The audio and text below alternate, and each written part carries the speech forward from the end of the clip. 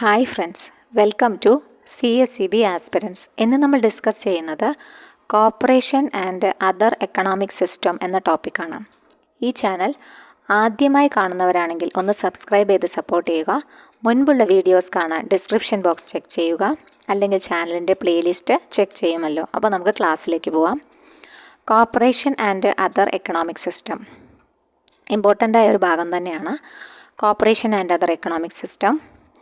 Corporation and other എക്കണോമിക് സിസ്റ്റത്തിൽ economic system എന്താണെന്ന് ആദ്യം നോക്കാം. The term economic system refers to a systematic pattern of conducting different economic activities such as production, consumption, distribution, exchange, growth എല്ലാം. ഇവയെല്ലാം economic സിസ്റ്റത്തിൽ ഉൾപ്പെടുന്നവയാണ്. ഇതിൻ്റെ എല്ലാം systematic pattern of conducting different economic activities ആണ് എക്കണോമിക് സിസ്റ്റം എന്നതുകൊണ്ട് ഉദ്ദേശിക്കുന്നത്. With the aid of different institutions and organizations directed towards satisfaction of human wants. ഇതിനെയൊക്കെ ഈ എക്കണോമിക് സിസ്റ്റത്തിൻ്റെ യൂസേജ് എന്താണ്? സാറ്റിസ്ഫാക്ഷൻ ഓഫ് ഹ്യൂമൻ വാണ്ട്സ് ആണ്. ഇതെല്ലാം ഒന്നിലേക്കാണ് നയിക്കുന്നത്. ഈ ഒരു ഘടകത്തിലേക്കാണ് ഈ എല്ലാ സിസ്റ്റംസും വർക്ക് ചെയ്യുന്നത്. ഓക്കെ, അപ്പോൾ the term economic system refers to a systematic pattern of conducting different economic activities such as production, consumption, distribution, exchange, growth etcetera with the aid of different institutions and organisation directed towards satisfaction of human wants. Okay, ഇനി എന്തെല്ലാമാണ് economic സിസ്റ്റത്തിൻ്റെ characteristics നോക്കാം. Ownership ഉണ്ട്, അതായത് production ഉണ്ട്. പ്രൈവറ്റും പബ്ലിക്കും mixed, 3 രീതിയിലും production നടക്കാറുണ്ട്. Ownership of production. Allocation of resources, market driven, planned or mixed. Market driven resources ഉണ്ട്, പ്ലാൻഡ് റിസോഴ്സസ് ഉണ്ട്, മിക്സഡ് റിസോഴ്സസ് ഉണ്ട്. The role of government in the എക്കണോമിയിൽ ഗവൺമെൻറ്റിനുള്ള പാർട്ടിസിപ്പേഷൻ അതൊരു പ്രധാന ഘടകമാണ്. എക്കണോമിക് സിസ്റ്റത്തിനെ സംബന്ധിച്ച് അതൊരു പ്രധാന ഘടകമാണ്. ദ ഡിഗ്രി ഓഫ് കോമ്പറ്റീഷൻ്റെ അളവ് കൂടിയും കുറഞ്ഞും അതും എക്കണോമിക് സിസ്റ്റത്തിനെ പിടിച്ചുലയ്ക്കുന്ന കാര്യമാണ്. കോമ്പറ്റീഷൻ കൂടുമ്പോൾ ഒരു തരത്തിലുള്ള ഒരു എഫക്റ്റ് ഉണ്ടാക്കും. കോമ്പറ്റീഷൻ കുറയുമ്പോൾ വേറൊരു തരത്തിലുള്ള എഫക്റ്റ് ഉണ്ടാക്കും. അതും എക്കണോമിക് സിസ്റ്റത്തിനെ ബാധിക്കുന്ന ഘടകങ്ങളാണ്. എക്കണോമിക് സിസ്റ്റത്തിന് പ്രധാനമുള്ള സംഭവമാണ്. അപ്പോൾ distribution of wealth and income അതും. അപ്പോൾ the economic policies that country frames are greatly influence and determined by the type of economic system. ഓരോ എക്കണോമിക് പോളിസീസാണ് ഒരു രാജ്യത്തിൻ്റെ എക്കണോമിക് സിസ്റ്റം ഏത് തരത്തിലുള്ളതാണ് എന്ന് തീരുമാനിക്കുന്നത്. ഓക്കെ, അപ്പോൾ ഏതെല്ലാമാണ് പ്രധാനപ്പെട്ട എക്കണോമിക് സിസ്റ്റംസ് എന്ന് നോക്കാം. ക്യാപിറ്റലിസം ഉണ്ട്, സോഷ്യലിസം ഉണ്ട്, മിക്സഡ് എക്കണോമി ഉണ്ട്. ഓക്കെ, ക്യാപിറ്റലിസം ഉണ്ട്, സോഷ്യലിസം ഉണ്ട്, മിക്സഡ് എക്കണോമി ഉണ്ട്. The major component of any societies economy production, distribution and exchange oriented ആണ്. ഇതെല്ലാം പ്രൊഡക്ഷനും ഡിസ്ട്രിബ്യൂഷനും എക്സ്ചേഞ്ചും ഓറിയൻറ്റഡ് ആണ് ഇതെല്ലാം വർക്ക് ചെയ്യുന്നത്. And economic system answer 3 basic questions. പ്രധാനമായിട്ടുള്ള 3 എക്കണോമിക് പ്രോബ്ലംസിൻ്റെ ഒരു ആൻസർ ചെയ്യേണ്ട ഈ ഒരു ക്വസ്റ്റ്യനിൽ നിന്നാണ് ഈ ഒരു എക്കണോമിക് സിസ്റ്റത്തിൻ്റെ പ്രാധാന്യം വരുന്നത്. What to produce, how will the output be distributed. എന്ത് ഉൽപ്പാദിപ്പിക്കണം, എങ്ങനെ ഉൽപ്പാദിപ്പിക്കണം, അതെങ്ങനെ ഉപഭോക്താക്കളിലേക്ക് എത്തിക്കണം. ഇതെല്ലാം കൂടിയതാണ്. ഇതെല്ലാം മാനേജ് ചെയ്ത് കൊണ്ടുപോകാനാണ് ഒരു എക്കണോമിക് സിസ്റ്റം വർക്ക് ചെയ്യേണ്ടത്, അല്ലേ?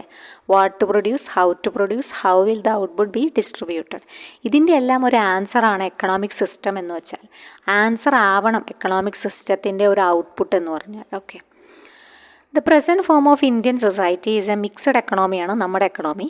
That contains features of both socialistic സൊസൈറ്റിയുമുണ്ട്, ക്യാപിറ്റലിസ്റ്റിക് സൊസൈറ്റിയുടെ 2 ഡയമെൻഷൻസും കൂടി ചേർന്നതാണ് മിക്സഡ് എക്കണോമിയിൽ പ്രതിഫലിക്കുന്നത്. അപ്പോൾ ലയണൽ റോബിൻസ് എക്കണോമിക്സിനെ കുറിച്ച് പറയുന്നത് economics is the study of given ends and scarce means എന്നാണ്.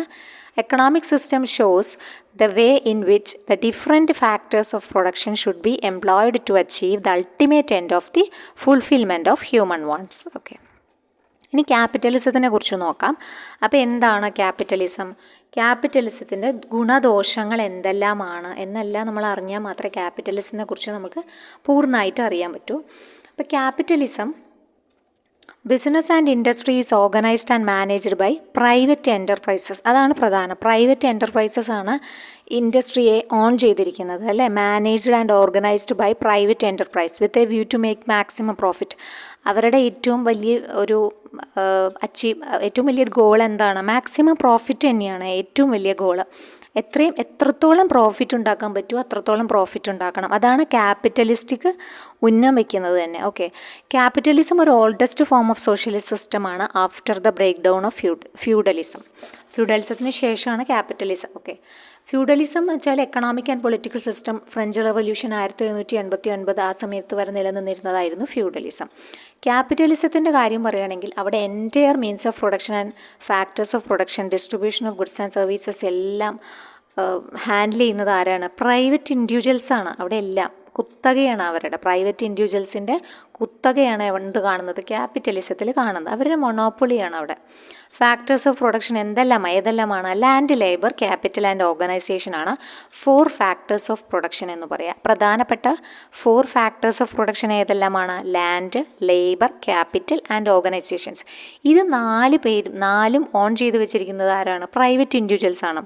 എവിടെ? ക്യാപിറ്റലിസത്തിൽ കേട്ടോ. ഓക്കെ, ഇനി ഇത് റെമ്യൂണറേഷൻ്റെ കാര്യം പറയുകയാണെങ്കിൽ ലാൻഡിന് കൊടുക്കുന്ന റെമ്യൂണറേഷനാണ് റെൻ്റ് എന്ന് പറഞ്ഞാൽ. ലേബറിന് വേജസ് കൊടുക്കുന്നു, ക്യാപിറ്റലിന് ഇൻട്രസ്റ്റ് കൊടുക്കുന്നു, ഓർഗനൈസേഷൻ ആണെങ്കിലോ പ്രോഫിറ്റാണ് കൊടുക്കുന്നത്, പ്രോഫിറ്റാണ് ലഭിക്കുന്നത്. ഇവർക്ക് ഓരോ ഒരു ഘടകത്തിനും ലഭിക്കുന്ന ഏർണിങ്സ് അങ്ങനെയാണ്. ഈ ക്യാപിറ്റലിസം ഒരു ഇൻഡിവിജ്വലിസ്റ്റിക് ഫിലോസഫിയിൽ നിന്നാണ് തുടങ്ങിയത്. അതായത് അവിടെ ഇൻഡിവിജ്വൽസ് ആണ് എല്ലാം. Individuals interested in his own wellbeing. സ്വയം താല്പര്യങ്ങൾ സംരക്ഷിക്കുന്നതിന് വേണ്ടിയിട്ടാണ് ക്യാപിറ്റലിസം മുന്നോട്ട് വരുന്നത്. അല്ലാതെ അവിടെ ഒരു സൊസൈറ്റിയുടെ വ്യൂവോ ഒരു സൊസൈറ്റിയുടെ കാഴ്ചപ്പാടോ ഒന്നുമില്ല. എല്ലാം എന്താ? മാക്സിമം പ്രോഫിറ്റ് ഉണ്ടാക്കണമെന്ന് ഇൻഡിവിജ്വലിസ്റ്റിക് ഫിലോസഫിയിൽ ഊന്നിക്കൊണ്ടാണ് അത് വർക്ക് ചെയ്യുന്നത്. Okay, money is the master. ആരാണ് അവിടെ മാസ്റ്റർ? മണി തന്നെയാണ്. Which rules man and accumulation of wealth is related to capitalism. കുമിഞ്ഞുകൂടുകയാണ്. എന്ത്? വെൽത്ത് കുമിഞ്ഞുകൂടുന്നത് എന്തിലുള്ളത് പ്രത്യേകതയാണ്? ക്യാപിറ്റലിസത്തിൻ്റെ പ്രത്യേകതയാണ്. അപ്പം which of the following is related to capitalism എന്ന് പറഞ്ഞ് 4 ഓപ്ഷൻസ് തന്നാൽ അപ്പോൾ ക്യാപിറ്റലിസത്തിൻ്റെ ഫീച്ചേഴ്സ് എന്തെല്ലാമാണെന്ന് നമുക്ക് അറിഞ്ഞിരിക്കണം. അപ്പം മാത്രമേ നമുക്കത് ഉത്തരം എഴുതാൻ പറ്റുള്ളൂ കേട്ടോ. ഓക്കെ, ഇനി എന്തെല്ലാമാണ് ക്യാപിറ്റലിസത്തിൻ്റെ 4 പ്രധാനപ്പെട്ട സ്റ്റേജസ് എന്ന് നോക്കാം. 4 stages of capitalism: agrarian capitalism, merchant capitalism, industrial capitalism, state capitalism. അതിൽ അഗ്രേറിയൻ പറയുന്നത് it is based on the agriculture, പ്രധാനമായിട്ട് കൃഷിയുമായി ബന്ധപ്പെട്ടാണ് പറയുന്നത്. മെർച്ചൻറ്റിൽ supply moving goods from market where അതായത് cheap to market where they are expensive. ചീപ്പായിട്ടുള്ള സ്ഥലത്തിൽ നിന്ന് എവിടെയാണോ എക്സ്പെൻസീവ് ആയിട്ടുള്ളത്, പ്രോഡക്റ്റ് എക്സ്പെൻസീവ് ആയിട്ടുള്ളത്, അവിടേക്ക് ഗുഡ്സ് മൂവ് ചെയ്യുന്നതാണ്. അങ്ങനത്തെ ക്യാപിറ്റലിസത്തിനെയാണ് മെർച്ചൻറ്റ് ക്യാപിറ്റലിസം എന്ന് പറയുന്നത്. എന്താണ്? Supply moving goods from a market where cheap to market where they are expensive. അത് ഇമ്പോർട്ടൻ്റ് ആണ്. Merchant capitalism. പിന്നെ ഇൻഡസ്ട്രിയൽ ക്യാപിറ്റലിസം ആണ്. അവിടെ rapid development of factory system of പ്രൊഡക്ഷനാണ്. ഒരു വമ്പിച്ച രീതിയിലുള്ള റാപ്പിഡ് ഡെവലപ്മെൻ്റ് ഉള്ളതാണ് ഇൻഡസ്ട്രിയൽ ക്യാപിറ്റലിസം എന്ന് പറഞ്ഞു കഴിഞ്ഞാൽ.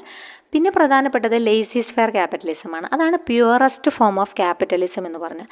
അതിൻ്റെ പ്രധാനം എന്താ വെച്ചാൽ അവിടെ നോ ഗവൺമെൻറ് ഇൻ്റർവെൻഷൻ ആണ് കേട്ടോ.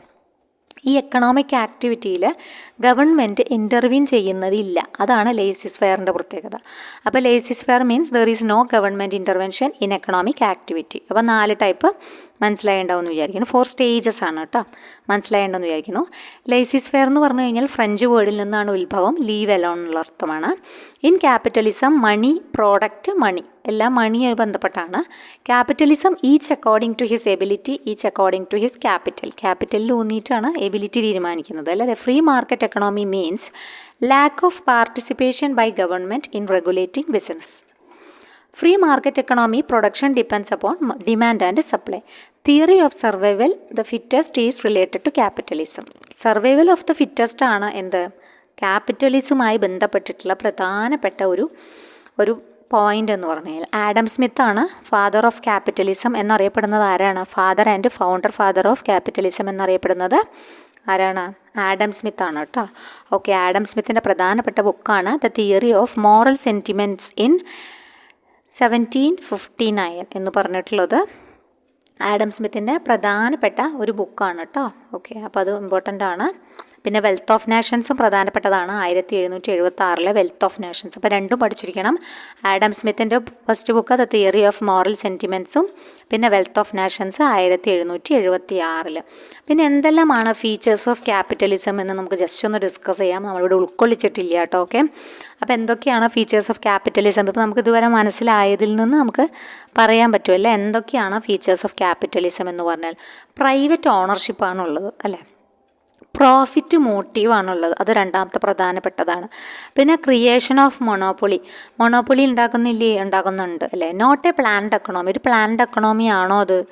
അല്ല, ഫ്രീ മാർക്കറ്റ് എക്കണോമിയാണ്. പിന്നെ പേഴ്സണൽ ഫ്രീഡം ഉണ്ട് അവിടെ. ഇൻഡിവിജ്വലിസ്റ്റിക് ഫിലോസഫിയിൽ ഊന്നിയത് കാരണം തന്നെ അവിടെ പേഴ്സണൽ ഫ്രീഡം ഉണ്ട്. അപ്പോൾ പേഴ്സണൽ ഫ്രീഡം അതിൻ്റെ ഒരു ഫീച്ചറാണെന്ന് പറയാം. പിന്നെ ക്ലാസ് സ്ട്രഗിൾ ഉണ്ടായിരിക്കും, കാരണം കോമ്പറ്റീഷൻ കൂടുതലാണല്ലോ. അപ്പോൾ അതുകൊണ്ട് തന്നെ അവിടെ survival of the fittest theory പോലെ തന്നെ ക്ലാസ് സ്ട്രഗിൾ ഉണ്ടായിരിക്കും. പിന്നെ ഒരു സോവർണിറ്റി ഉണ്ട്, കൺസ്യൂമർ സോവർണിറ്റി ഉണ്ടായിരിക്കും. പ്രൈസ് മെക്കാനിസം ഉണ്ടായിരിക്കും. പിന്നെ നോ ഗവൺമെൻറ് ഇൻ്റർവെൻഷൻ ഉണ്ട്. No governmental intervention in economic affairs, അത് പറഞ്ഞു നമ്മൾ. ലേസിയസ് വെയറിൽ ഗവൺമെൻറ് ഇൻ്റർവെൻഷൻ ഇല്ല. കോമ്പറ്റീഷൻ വളരെ കൂടുതലാണ്. ഇൻഈക്വാളിറ്റീസ് ധാരാളമുണ്ട്, കാരണം ഇൻകം ആൻഡ് വെൽത്തിൻ്റെ കാര്യത്തിൽ ഇൻഈക്വാളിറ്റീസ് ഉണ്ട്. അപ്പോൾ അതും പറയാം, ഇൻഈക്വാളിറ്റീസ് ഓഫ് ഇൻകം ആൻഡ് വെൽത്ത് പറയാം. എക്സ്പ്ലോയിറ്റേഷൻ ഉണ്ടെന്ന് പറയാം. എക്സ്പ്ലോയിറ്റേഷൻ തീർച്ചയായും ഉണ്ടാവും, കാരണം അവരുടെ എയിം എന്താണ്? എയിം മാക്സിമം പ്രോഫിറ്റ് ആണല്ലോ. അപ്പോൾ എന്തായാലും എക്സ്പ്ലോയിറ്റ് ചെയ്യാതെ മാക്സിമം പ്രോഫിറ്റ് ഉണ്ടാക്കാൻ കഴിയില്ല. അപ്പോൾ അതുകൊണ്ട് എന്തായാലും എക്സ്പ്ലോയിറ്റേഷൻ ഉണ്ട്. സർവൈവൽ ഓഫ് ദ ഫിറ്റസ്റ്റ് ആണ്. സെൽഫ് ഇൻട്രസ്റ്റിനാണ് പ്രാധാന്യം കൊടുക്കുന്നത്.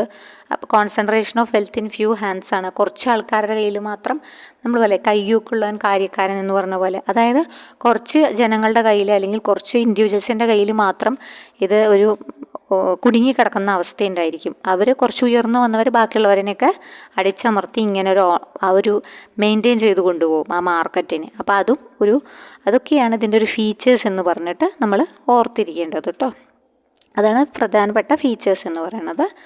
പിന്നെ നമുക്ക് എന്തൊക്കെ ഡിഫറൻസ് നോക്കാം. നമ്മളിപ്പോൾ കോർപ്പറേഷനുമായി ബന്ധപ്പെട്ടിട്ടാണ് പഠിക്കുന്നത്. അപ്പോൾ കോർപ്പറേഷനും ക്യാപിറ്റലിസവും തമ്മിൽ എന്തെല്ലാമാണ് ഡിഫറൻസ് എന്ന് നോക്കാം. അപ്പം ഫീച്ചേഴ്സ് എന്തൊക്കെയാണ് നമ്മൾ പറഞ്ഞത്? Not a planned economy, free market economy, private property, പിന്നെ self interest, survival of the fittest, price mechanism ഉണ്ട്, ക്ലാസ് സ്ട്രഗിൾ ഉണ്ട്, പ്രൈവറ്റ് പ്രോപ്പർട്ടിക്കാണ് ഇമ്പോർട്ടൻസ് കൊടുക്കുന്നത്, എക്സ്പ്ലോയിറ്റേഷൻ ഉണ്ട്, ഗവൺമെൻറ്റിൻ്റെ ഇൻ്റർവെൻഷൻ ഇല്ല, അപ്പം നോ ഗവൺമെൻറ് ഇൻ്റർവെൻഷൻ, പിന്നെ inequalities of income and wealth ആണ്, ഫ്രീ മാർക്കറ്റ് എക്കണോമിയാണ്, ക്രിയേഷൻ ഓഫ് മൊണോപ്പൊളി ഉണ്ട്, concentration of wealth in hands of few ആണ്. അങ്ങനെ നിങ്ങൾക്ക് അറിയാവുന്ന പോയിന്റുകളൊക്കെ ഇതുമായി ബന്ധപ്പെട്ട് എഴുതി വയ്ക്കുക. അപ്പോൾ ഇങ്ങനത്തെ പോയിന്റുകളായിരിക്കും നമുക്ക് ക്വസ്റ്റ്യനിൽ വരിക. അതായത് താഴെ കൊടുത്തിരിക്കുന്നവയിൽ ഇതുമായി ബന്ധമില്ലാത്തതേത് അല്ലെങ്കിൽ ബന്ധമുള്ളതേത്, ക്യാപിറ്റലിസവുമായി ബന്ധമില്ലാത്തതേത്, ബന്ധമുള്ളതേത്. അപ്പോൾ നമുക്കത് വേർതിരിച്ച് എഴുതാൻ പറ്റണം. അപ്പോൾ അതുകൊണ്ട് നമ്മൾ അതൊന്ന് ഓർത്തിരിക്കുക. ഓക്കെ, പിന്നെ ഈ ക്യാപിറ്റലിസവും കോർപ്പറേഷനും തമ്മിലുള്ള ഡിഫറൻസിലേക്ക് നമ്മൾ വരുമ്പോൾ പർപ്പസാണ് ആദ്യം പറയുന്നത്. പർപ്പസ് നോക്കുമ്പോൾ കോർപ്പറേഷൻ്റെ പർപ്പസ് എന്താണ്? Better economic service for improving the standard of living of മെമ്പേഴ്സിൻ്റെ എക്കണോമിക് ലിവിങ്ങിന് കൂടുതൽ പ്രാധാന്യം കൊടുക്കാനാണല്ലോ എന്ത് തുടങ്ങിയത്? കോർപ്പറേഷൻ തുടങ്ങിയത്. ഇവിടെ 1 ഇല്ല കേട്ടോ. ഓക്കെ, അപ്പോൾ അതിനാണ് പ്രാധാന്യം കൊടുക്കുന്നത്. Better economic service for improving the standard of living of members.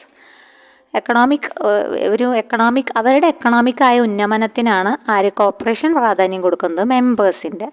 മറ്റൊടുത്ത് maximise the amount of profit or return on investment to share എത്രത്തോളം പ്രോഫിറ്റ് മാക്സിമൈസ് ചെയ്യാൻ പറ്റുമോ അവർ അതിന് വേണ്ടിയിട്ടാണ് ശ്രമിക്കുന്നത്. ബേസിസ് എന്താണ്? ഇൻഡിവിജ്വൽ മെമ്പേഴ്സാണ് ഇവിടെ ബേസിസ് ആയിട്ട് വരുന്നത്. ഇവിടെ മണി ഓർ ക്യാപിറ്റലാണ് ബേസിസ്. എന്തെങ്കിലും ക്യാപിറ്റലിസ്റ്റിൽ കേട്ടോ.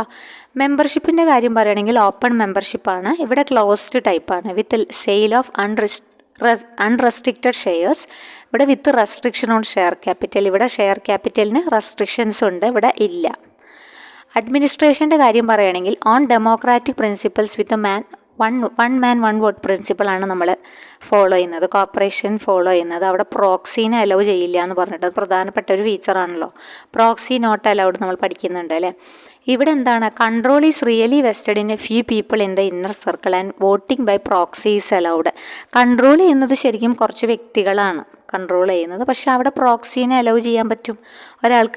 ഒരാളേനെ എനിക്ക് വേണ്ടിയിട്ട് വേറൊരാൾക്ക് പറഞ്ഞയക്കാൻ പറ്റും, പ്രോക്സീനെ അലൗ ചെയ്യാൻ പറ്റും. പിന്നെ ആരാണ് ഓപ്പറേറ്റ് ചെയ്യുന്നത്, മെമ്പേഴ്സിൻ്റെ ഇൻട്രസ്റ്റ് വെച്ചിട്ടാണ് നടക്കുന്നത്, മറ്റൊടത്ത് ഷെയർ ഹോൾഡേഴ്സിൻ്റെ ഇൻട്രസ്റ്റ് ആണ്.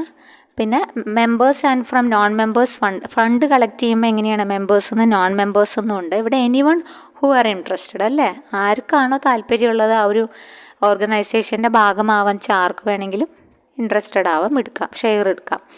Profit of savings return to members on the basis of transaction extended or restricted limit on payment of dividend. തീർച്ചയായിട്ടും വാരിക്കോരി നമ്മൾ പേയ്മെൻറ്റ് ഓഫ് ഡിവിഡൻഡ് കൊടുക്കുക, കാരണം പ്രോഫിറ്റ് ഓറിയൻറ്റഡ് അല്ല കോപ്പറേറ്റീവ് സൊസൈറ്റീസ് അല്ലെങ്കിൽ കോർപ്പറേഷൻ ബേസ്ഡ് ഇൻസ്റ്റിറ്റ്യൂഷൻസ് അല്ല. അപ്പോൾ റിട്ടേണിന് വേണ്ടിയിട്ടല്ല, അവർ കൂടുതലും മെമ്പേഴ്സിൻ്റെ എക്കണോമിക് ഇൻട്രസ്റ്റോ അല്ലെങ്കിൽ അവരുടെ പൊതു താല്പര്യങ്ങളോ സംരക്ഷിക്കാൻ വേണ്ടിയിട്ടാണ് ഇങ്ങനൊരു ഓർഗനൈസേഷൻ തന്നെ സെറ്റപ്പ് ചെയ്ത് മുന്നോട്ട് പോകുന്നത്, സൊസൈറ്റിക്ക് വേണ്ടിയിട്ടാണ്. മറ്റൊടത്ത് പിന്നെ അങ്ങനെയല്ല, ഡിവിഡൻറ്റിന് പ്രാധാന്യം കൊടുക്കുന്നുണ്ട്. ഓക്കെ, അത്രയൊക്കെയാണ് നമ്മൾ എന്തുമായി ബന്ധപ്പെട്ട് പറയുന്നത്, ഈ ക്യാപിറ്റലിസ്റ്റിക് ഒരു സിസ്റ്റവുമായി ബന്ധപ്പെട്ട് പറയുന്നത്. പക്ഷേ ഇങ്ങനെയൊക്കെ ആണെങ്കിലും ക്യാപിറ്റലിസത്തിന് കുറച്ച് ഗുണങ്ങൾ കൂടി ഉണ്ടെന്ന് നമുക്ക് അറിഞ്ഞിരിക്കണം. അപ്പോൾ എന്തൊക്കെയാണ് അവരുടെ ഗുണങ്ങളെന്ന് വെച്ചാൽ, പ്രൊഡക്ഷനൊക്കെ വളരെ ഹൈ ആണ് എവിടെ, ഈ ക്യാപിറ്റലിസത്തിൽ. കാരണം ഒരു ഇൻഡസ്ട്രിയൽ റവല്യൂഷൻ പോലെ പുതിയ പുതിയ കാര്യങ്ങൾ, ടെക്നോളജിക്കൽ അഡ്വാൻസ് കൊണ്ടുവരുന്നു. അപ്പോൾ അതുമൂലം പുതിയ പുതിയ പ്രോഡക്ട്സ് രംഗത്തേക്ക് വരുന്നു. അപ്പം ഇതെല്ലാം ഉപഭോക്താക്കളെ സംബന്ധിച്ച് അല്ലെങ്കിൽ സൊസൈറ്റിയിലെ ആൾക്കാർക്ക് ഇതെല്ലാം ഉപയോഗിക്കാനുള്ള ഒരു സാഹചര്യം ലഭിക്കുകയാണ് അല്ലേ. അപ്പോൾ അതുകൊണ്ട് തന്നെ ധാരാളം മെറിറ്റ്സ് ഉണ്ട് ക്യാപിറ്റലിസത്തിന്. ഇന്നോവേഷൻസ് ഉണ്ട്, ധാരാളം ഇന്നോവേഷൻസിലൂടെ കടന്നു പോകുന്നു. അപ്പോൾ അതുമൂലം പ്രൊഡക്ഷൻ ഹൈ ആവുന്നുണ്ട്. ഓക്കെ, കൺസ്യൂമറിന് സാറ്റിസ്ഫാക്ഷൻ ഉണ്ടാവും, കാരണം വെറൈറ്റി ഓഫ് പ്രോഡക്ട്സ് ഉണ്ട്. ഈ ഒരു രീതിയിൽ ഒരുപാട് പ്രോഡക്ട്സ് മാർക്കറ്റിൽ എൻ്റർ ചെയ്യുമ്പോൾ ഏത് വേണമെങ്കിലും ഉപയോഗിക്കാം അല്ലേ. അപ്പോൾ അതുമൂലം അവർക്ക് അവരുടെ ആഗ്രഹങ്ങൾ സാറ്റിസ്ഫൈ ചെയ്യാൻ കഴിയും. ഗ്രോത്തും ഡെവലപ്മെൻറ്റും ഒക്കെ കൂടുതലായിരിക്കും. മെറിറ്റിന് റിവാർഡ് ലഭിക്കും എന്നാണ് പറയണത്. ഓക്കെ, പിന്നെ ഗവൺമെൻറ്റിൻ്റെ ആവശ്യമില്ലാത്ത ഇടപെടലുകളില്ലല്ലോ. അപ്പോൾ അതുകൊണ്ട് തന്നെ അവർക്ക് കുറച്ചും കൂടി ഫ്രീ ആയിട്ട് വർക്ക് ചെയ്യാനുള്ള ഒരു അറ്റ്മോസ്ഫിയർ ഉണ്ടായിരിക്കും എന്നാണ് പറയണത്. ഓക്കെ, പിന്നെ കൺസ്യൂമേഴ്സിൻ്റെ വിശ്വസിനനുസരിച്ച് പ്രൊഡക്ഷൻ ഉണ്ടായിരിക്കും. അപ്പോൾ അതുകൊണ്ട് തന്നെ ഓരോ ഇൻഡിവിജ്വൽസിനും താല്പര്യങ്ങൾക്ക് അവിടെ പ്രാധാന്യം ലഭിച്ച് അവർക്ക് അനുസരിച്ചിട്ടുള്ള പ്രോഡക്ട്സ് മാർക്കറ്റിൽ കിട്ടും എന്നാണ് പറയണത്. അപ്പോൾ ഇതൊക്കെ ക്യാപിറ്റലിസത്തിൻ്റെ മെറിറ്റായിട്ട് കണക്ക് കൂട്ടുന്നു. പക്ഷേ മെറിറ്റിനേക്കാൾ കൂടുതൽ എന്തുണ്ട്, ഡീമെറിറ്റ്സ് ഉണ്ട്, നമുക്കറിയാമല്ലേ. കാരണം പാവപ്പെട്ടവൻ എന്നും പാവപ്പെട്ടവനായിരിക്കും, പണക്കാരൻ വീണ്ടും വീണ്ടും പണക്കാരനായിക്കൊണ്ടിരിക്കും. അത് ക്യാപിറ്റലിസത്തിൻ്റെ ഒരു പ്രധാനപ്പെട്ട ദോഷം തന്നെയാണ്, ഡീമെറിറ്റാണ് അല്ലേ. കാരണം distribution of wealth and income അവിടെ ഒരിക്കലും ഈക്വൽ അല്ല, അൺഈക്വലാണ്. അതൊരിക്കലും ഒരുപോലെ ആവില്ല. അതുകൊണ്ട് തന്നെ poor get poorer, rich get richer. അപ്പോൾ കൂടുതൽ കോമ്പറ്റീഷൻ ഉണ്ട്. പിന്നെ അൺഎംപ്ലോയ്മെൻറ്റും ഒക്കെ സാധ്യതയുണ്ട്. കാരണം ഈ റാപ്പിഡ് ഡെവലപ്മെൻറ്റ് എന്ന് പറഞ്ഞു ഇന്നോവേഷൻസിൻ്റെ ഭാഗമായിട്ട് പ്രോഡക്ട്സ് കുമിഞ്ഞു കൂടുകയാണെന്ന് വിചാരിക്കുക. ഇതൊക്കെ ചിലവായി പോകണ്ടേ. പക്ഷേ ഇതൊക്കെ കുമിഞ്ഞു കൂടിയെന്ന് വെച്ചാൽ അതൊരു സാമ്പത്തിക നില തകർക്കാൻ പാകത്തിനുള്ള ഒരു ചേഞ്ചായിട്ട് മാറാം. അപ്പോൾ അതുകൊണ്ട് തന്നെ അങ്ങനെ ഒരു പ്രശ്നം ഉണ്ടാവും. ഒരു സ്ലോ ഡെവലപ്മെൻറ്റ് ചിലപ്പോൾ വരും, ഒരു പീക്ക് ഉണ്ടാവും, പിന്നെ അങ്ങോട്ട് എന്തായിരിക്കും, ഒരു സ്റ്റഡി ആയിട്ടുള്ള ഗ്രോത്ത് ആയിരിക്കില്ല. ഒരു പീക്ക് കഴിഞ്ഞ് പിന്നെ കുറച്ച് നാൾ അത് തകർച്ചയുടെ വക്കിലെത്തും. അപ്പോൾ അതും ക്യാപിറ്റലിസത്തിൻ്റെ ഒരു ദോഷമാണ്. ഒരുപാട് സാധനങ്ങൾ കെട്ടിക്കിടക്കുക, അങ്ങനെയുള്ളൊരു സിറ്റുവേഷന് ക്യാപിറ്റലിസത്തിൻ്റെ ഭാഗമായി സൃഷ്ടിക്കാറുണ്ട് എന്ന് നമ്മൾ ഓർത്തിരിക്കുക. അപ്പോൾ ക്യാപിറ്റലിസവുമായി ബന്ധപ്പെട്ട് നമുക്ക് ഇത്രയൊക്കെ കാര്യങ്ങളാണ് ഡിസ്കസ് ചെയ്യാനുള്ളത്. ക്യാപിറ്റലിസം ഇങ്ങനെയൊക്കെയാണ്, ക്യാപിറ്റലിസത്തിൻ്റെ ദോഷങ്ങൾ ഇതൊക്കെയാണ്, ഗുണങ്ങൾ ഇതൊക്കെയാണ് നമ്മൾ പറഞ്ഞു കഴിഞ്ഞു കേട്ടോ. ഓക്കെ, അപ്പോൾ ഇത്രയൊക്കെയാണ് ക്യാപിറ്റലിസം. ക്ലാസ് വാർ ഉണ്ട്, സർവൈവൽ ഓഫ് ദ ഫിറ്റസ്റ്റ് ആണ് എന്നൊക്കെ ഓർത്തിരിക്കുക. ഇത്രയും കാര്യങ്ങളാണ് നമ്മൾ ക്യാപിറ്റലിസവുമായി ബന്ധപ്പെട്ടിട്ട് ഇവിടെ പറയുന്നത്. ഇനി നമുക്ക് അടുത്ത ഒരു സിസ്റ്റമായ സോഷ്യലിസത്തിലേക്ക് പോവാം. അപ്പോൾ സോഷ്യലിസത്തിൽ പറയുകയാണെങ്കിൽ Marxian socialism or scientific socialism, പിന്നെ സ്റ്റേറ്റ് സോഷ്യലിസം, ഗിൽഡ് സോഷ്യലിസം, ഇങ്ങനെയൊക്കെ രീതിയിലുള്ള സോഷ്യലിസം ഉണ്ടെന്നാണ് പറയുന്നത് കേട്ടോ. മാർക്സിയൻ സോഷ്യലിസം കാൾ മാർക്സ് ആണ് ഈ ഒരു വളരെ കാൾ മാർക്സും ലെനിനുമാണ് ഈ ഒരു സോഷ്യലിസവുമായി ബന്ധപ്പെട്ടിട്ട് കുറേ അധികം കോൺട്രിബ്യൂഷൻസ് നടത്തിയ ആൾക്കാർ. അതിൽ കാൾ മാർക്സിൻ്റെ ഒരു പ്രധാനപ്പെട്ട കോട്ടുണ്ട്: society can be reformed only by the destruction of private property. Private property നശിച്ചാൽ മാത്രമേ എന്ത് ചെയ്യുള്ളൂ, സൊസൈറ്റിക്ക് ഒരു റീഫോർമേഷൻ ഉണ്ടാവുള്ളൂ എന്ന് പറയുന്നത് കാൾ മാർക്സ് ആണ്. അപ്പോൾ ഈ കാൾ മാർക്സിൻ്റെ കോട്ട് ഓർത്ത് വയ്ക്കുക: society can be reformed only by the destruction of private property. എങ്ങനെയാണ്? Society can be reformed only by the destruction of private property എന്നത് ആരുടെ കോട്ടാണ്? കാൾ മാർക്സിൻ്റെ കോട്ടാണ് കേട്ടോ. പിന്നെ ലെനിൻ്റെ ഒരു കോട്ടുണ്ട്: mere growth of corporation is identical to socialism. അതും ഓർത്തിരിക്കണം കേട്ടോ. Mere growth of corporation is identical to socialism എന്ന് ഓർത്തിരിക്കുക. അപ്പോൾ സോഷ്യലിസത്തിലേക്ക് വരുമ്പം അവിടെ ഇൻഡിവിജ്വൽ ആയിരുന്നു എല്ലാം അല്ലേ. ഇവിടെ സോഷ്യലിസ്റ്റിക്ക് വരുമ്പോൾ സ്റ്റേറ്റാണ് സുപ്രീം പവർ എന്ന് പറയുന്നത്. സ്റ്റേറ്റിനാണ് എല്ലാ തരത്തിലുള്ള കൺട്രോളും ഉള്ളത് എന്ന് പറഞ്ഞു. ഓക്കെ, അപ്പോൾ അതിനെക്കുറിച്ച് നമുക്ക് നോക്കാം. അപ്പോൾ ഇതിൻ്റെ ഒരു ടൈപ്സ് ആണ് പറയണത്: മാർക്സിയൻ സോഷ്യലിസം, അല്ലെങ്കിൽ scientific socialism, state socialism, guild socialism എന്നൊക്കെ ഉണ്ട്. എവല്യൂഷണറി, റെവല്യൂഷണറി സോഷ്യലിസം എന്നൊക്കെ അറിയപ്പെടുന്ന സോഷ്യലിസംസ് ഉണ്ട് കേട്ടോ. The principle of common to all socialists are substitution of collective ownership for private property in all instruments of production which permit exploitation of labor and the substitution of a central authority controlling production in place of the present competitive environment. നിങ്ങൾ വായിച്ചാൽ മതി കേട്ടോ, നമ്മൾ text ബുക്കിൽ അതേപോലെ കൊടുത്തു എന്നേ ഉള്ളൂ. ഓക്കെ, അപ്പം ഈ രണ്ട് കൊട്ടവും നമ്മൾ ഓർത്തിരിക്കുക. Society can be reformed only by the destruction of private property. According to Lenin, mere growth of corporation is identical with socialism. നിങ്ങൾ ഡിഗ്രിയുടെ ബുക്സ് നിങ്ങളുടെ കയ്യിലുണ്ടെങ്കിൽ നിങ്ങൾ നന്നായി റെഫർ ചെയ്യണം. ഡിഗ്രിയുടെ ബുക്ക് ഏത് യൂണിവേഴ്സിറ്റി ആണെങ്കിലും, കാലിക്കറ്റ് യൂണിവേഴ്സിറ്റിയോ അല്ലെങ്കിൽ കേരള യൂണിവേഴ്സിറ്റിയോ MG യൂണിവേഴ്സിറ്റിയോ ഏത് യൂണിവേഴ്സിറ്റിയുടെ ബുക്സ് ആണെങ്കിലും നിങ്ങൾക്ക് അത് അവൈലബിൾ ആവെങ്കിൽ നമ്മൾ കോമ്പറ്റേറ്റീവ് എക്സാമിന് ഡിഗ്രി ലെവൽ ബേസ്ഡ് എക്സാംസ് എഴുതുമ്പോൾ നമ്മളത് നന്നായി റെഫർ ചെയ്യണം. കേരള PSCയുടെയൊക്കെ എല്ലാ തരത്തിലുള്ള ക്വസ്റ്റ്യൻസും ഈ നമ്മുടെ സ്റ്റേറ്റ്മെൻറ്റ് ടൈപ്പ് എല്ലാം വരുന്നത് എവിടെ നിന്ന് തന്നെയാണ്? നമ്മുടെ ആ ഒരു ലെവലിലുള്ള പുസ്തകത്തിൽ നിന്ന് തന്നെയാണ് കേട്ടോ. അതിൽ കൂടുതൽ അഡ്വാൻസ് ആയിട്ടുള്ള ബുക്സ് നിങ്ങൾക്ക് ലഭിക്കുമെങ്കിൽ നിങ്ങളതും നമ്മൾ ഒരു ഒരു റാങ്ക് ഫയൽ ബേസ്ഡ് അല്ലെങ്കിൽ അത് മാത്രം നമ്മൾ നോക്കിയാൽ പോരാ. നമുക്ക് കിട്ടാവുന്ന, അതായത് ഒരു ഡിഗ്രി ലെവലിൽ പഠിപ്പിക്കുന്ന എല്ലാ ടൈപ്പ് ഓഫ് പുസ്തകങ്ങളും നമ്മൾ റെഫർ ചെയ്തിട്ട് വേണം നോട്ട്സ് പ്രിപ്പയർ ചെയ്യാൻ. അപ്പോൾ ഈ നോട്ട്സ് പ്രിപ്പയർ ചെയ്യാൻ നമ്മൾ ഒരു ദിവസത്തേക്കോ അല്ലെങ്കിൽ ഒരു എക്സാമിനെ ഫോക്കസ് ചെയ്തിട്ടല്ല അല്ലേ, കുറച്ച് നാൾക്ക് വേണ്ടിയിട്ടാണ്. അപ്പോൾ ചെയ്യുമ്പോൾ നമ്മളത് പെർഫെക്റ്റായിട്ട് ചെയ്തെടുക്കുക. അപ്പോൾ അത് നമുക്ക് ഭാവിയിലേക്ക് ഗുണം ചെയ്യുമല്ലോ. ഓക്കെ, ഫീച്ചേഴ്സ് ഓഫ് സോഷ്യലിസ്റ്റിക് എക്കണോമിയുടെ ഫീച്ചേഴ്സ് നമ്മളിവിടെ ഉൾപ്പെടുത്തി. നമ്മളിവിടെ വായിച്ചു പോകണുള്ളൂ, നിങ്ങൾ വിശദമായിട്ടൊന്ന് വായിച്ചു നോക്കുക കേട്ടോ. Despite of the divergent opinions among socialists, the principle on which the majority of socialists are agreed may be summed up as under: state alone have the power to organize and conduct production. ഇവിടെ production നടത്തുന്നത് ആരാണ്? State ആണ് അല്ലേ. സ്റ്റേറ്റിന് മാത്രമേ അതിന് അധികാരമുള്ളൂ. State alone have the power to organise and conduct production. പിന്നെ nationalisation of all the means of instruments of production. ഇപ്പോൾ നമ്മുടെ എല്ലാ മീൻസും നാഷണലൈസ് ചെയ്തിട്ടാണോ നമ്മൾ യൂസ് ചെയ്യുന്നത്? അല്ല, നമ്മളിപ്പോൾ പ്രൈവറ്റും രണ്ടും കൂടി മിക്സഡാണ് നമുക്കൊക്കെ ഉള്ളത് അല്ലേ. പക്ഷേ ആ സമയം വെച്ചാൽ ഈ ഒരു ഇതിൽ അങ്ങനെയല്ല. സോഷ്യലിസത്തെ സംബന്ധിച്ച് എല്ലാം നാഷണലൈസ്ഡ് ആയിരിക്കും. Land, factories, mines, railways, their ownership എല്ലാം സ്റ്റേറ്റിനായിരിക്കും പ്രാധാന്യം കേട്ടോ. Controlling boards would be established in each industry. ഓരോ ഇൻഡസ്ട്രിക്കും കൺട്രോളിംഗ് ബോർഡ്സ് ഉണ്ടായിരിക്കും. And the state would pay wages fixed by such boards. ഈ ബോർഡ്സിന് എന്ത് ഫിക്സ് ചെയ്തിരിക്കും? വേജസ് ഫിക്സ് ചെയ്തിരിക്കും എന്നാണ് പറയുന്നത്. State would provide work for everybody. എല്ലാവർക്കും ജോലി കൊടുക്കുന്നത് സ്റ്റേറ്റിൻ്റെ കടമയാണ്. ഇപ്പോൾ നമ്മുടെ പോലത്തെ വലിയൊരു രാജ്യത്ത് ഇതൊന്നും പ്രായോഗികമല്ല. പക്ഷേ സോഷ്യലിസ്റ്റ് കൺസെപ്റ്റ് അങ്ങനെയാണ്. The state itself would be the capitalist. അവിടെ ക്യാപിറ്റലിസ്റ്റിൻ്റെ റോള് വഹിക്കുന്നത് ആരാണ്? സ്റ്റേറ്റ് ആണ്. The landlord and the organiser of industry and thus interest and rent would disappear. Remuneration for work would vary according to one's ability. ഓരോരുത്തരുടെ എബിലിറ്റിക്ക് അനുസരിച്ച് remuneration എന്തായാലും വ്യത്യസ്തമായിരിക്കും. And everybody is assured of an equality of opportunity for rise in life irrespective of rank. എല്ലാവർക്കും എന്തുണ്ട്? Equality ഉണ്ടായിരിക്കും കേട്ടോ. ഓപ്പർച്യൂണിറ്റിയിൽ ഒരു തുല്യത ഉണ്ടായിരിക്കും, സമത്വം ഉണ്ടായിരിക്കും എന്നാണ് പറയണത്. The state would undertake production and distribution and pay cost of production and annex profit as well. അതുപോലെ തന്നെ പ്രോഫിറ്റ് ഡിസ്ട്രിബ്യൂട്ട് ചെയ്യുന്ന മാതിരി തന്നെയാണ്, സ്റ്റേറ്റ് തന്നെയാണ്. അപ്പം ഇതാണ് ഈ സോഷ്യലിസത്തിൻ്റെ കാര്യത്തിൽ നമ്മൾ പറഞ്ഞത്. അപ്പോൾ എന്തെല്ലാമാണ് ഈ സോഷ്യലിസത്തിൻ്റെ ഫീച്ചേഴ്സ് എന്ന് നമുക്കൊന്ന് നോക്കാം. എന്തൊക്കെയാണ് സോഷ്യലിസത്തിൻ്റെ നോ ക്ലാസ് വാർ. അവിടെ എന്തില്ല? ക്ലാസ് വാർ ഇല്ല. കാരണം എല്ലാം ക്ലാസ് വാർ ഒരിക്കലും സ്ട്രഗിൾസ് ഉണ്ടാവില്ലല്ലോ. സ്റ്റേറ്റ് ആണല്ലോ ഓൺ ആൻഡ് കൺട്രോൾ ചെയ്യുന്നത്, ഓർഗനൈസ് ചെയ്യുന്നത്. പിന്നെ നോ പ്രൈവറ്റ് ഓണർഷിപ്പ്. അവിടെ പ്രൈവറ്റ് ഓണർഷിപ്പ് ഉണ്ടോ? ഇല്ല. Surplus goes to state. സ്റ്റേറ്റിനാണ് സർപ്ലസ് എല്ലാം പോകുന്നത്.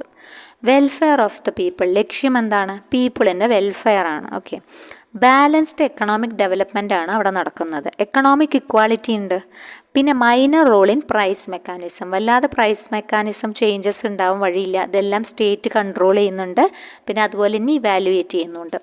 Specific objectives and goals set ചെയ്തിട്ടാണ് സ്റ്റേറ്റ് ഇതിന് പുറപ്പെടുന്നത്. അപ്പോൾ അതുകൊണ്ട് തന്നെ അതൊരു സ്പെസിഫിക് ഒബ്ജക്റ്റീവ്സ് ആൻഡ് ഗോൾസ് ഉണ്ടായിരിക്കും ഓരോ ബോർഡിനും.